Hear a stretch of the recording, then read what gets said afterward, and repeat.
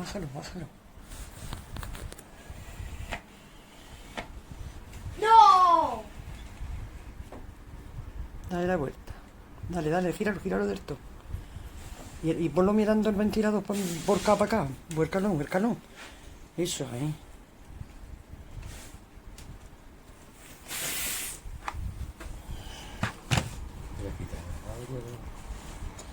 No suelen grabarse los audios.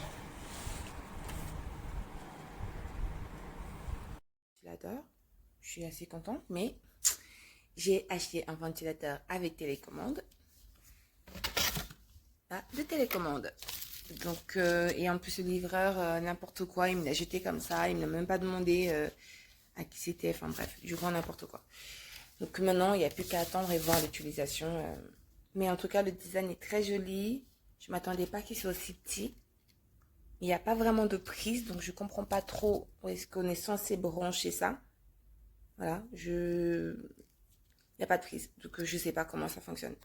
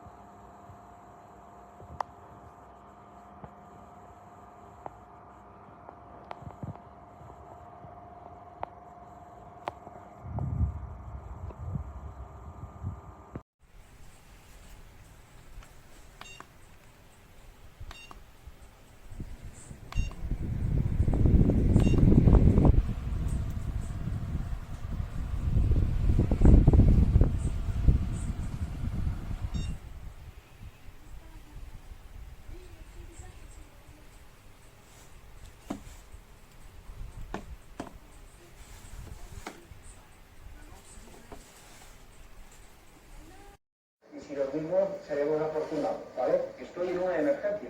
Me han activado para un rescate. Es la Europa. Queremos adaptar. Puedo no aportar nada al equipo, pero lo que no voy a convertirme es en una carga.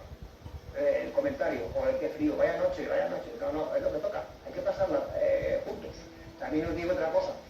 Hasta que no os veáis expuestos, no vais a aprender. Y la lección más grande que llevéis será precisamente... Bueno, este es el abanico que ha llegado. En realidad es muy pequeño, pero funciona muy bien.